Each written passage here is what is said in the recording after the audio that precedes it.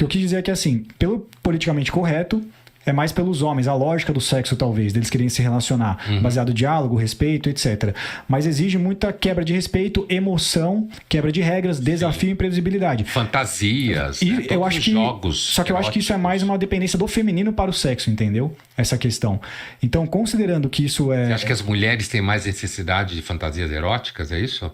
Não das fantasias em si, mas das emoções e de imprevisibilidade, desrespeito, etc. Acho que o sexo pro homem é mais fácil de escalonar do que pro feminino. E o que você quer dizer por escalonar no sexo? De conseguir gerar essa combustão de atração sexual, de tesão sexual, de chegar ao orgasmo, de gozar. Para o homem gozar é muito mais fácil do que para a mulher. Sim. Então é esse ponto que eu tô tentando chegar. Tô conseguindo chegar na minha explicação. Então, se pro homem é mais fácil de chegar até o sexo, é mais difícil agradar a mulher sexualmente. Considerando que, então, talvez hoje seja mais necessário e talvez mais relevante essa ideia de mais fortes emoções, de imprevisibilidade, de quebrar regras. Para mulher, você está falando? Para a mulher, principalmente. Sim. Então, não há dúvida, voltando à frase do Nelson, de que a mulher adora qualidades do amante que ela não gostaria do marido, né? E pensando em algumas qualidades que o Nelson não necessariamente teria disse... imprevisibilidade, né? Às vezes mistério. Desrespeito, às vezes. Inclusive no jogo sexual, né?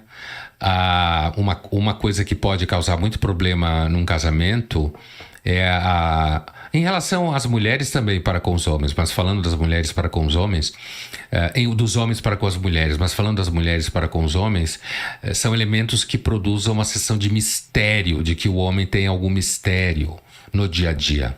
Tem uma frase que o Júnior disse que é a frieza e o... A frieza, elas preferem os homens misteriosos, frios e indiferentes. Então, num casamento isso pode não funcionar. Eu não tenho tanta certeza, sabe? Depois de alguns... Mas tem uma explicação pra isso. Você mesmo já falou uma vez que você respondeu essa ideia, a mulher gosta de ser desprezada, mas não é que ela gosta de ser desprezada, é que todo mundo que tem a sensação de que tem o outro muito na mão tende a perder o interesse. Nesse sentido, eu acho que homens e mulheres seria esse tipo de diferença. Esse mecanismo, esse tipo de mecanismo, é o mecanismo do tango, como se fala. Quando você vai em direção, o outro se afasta, quando o outro vem, você se afasta.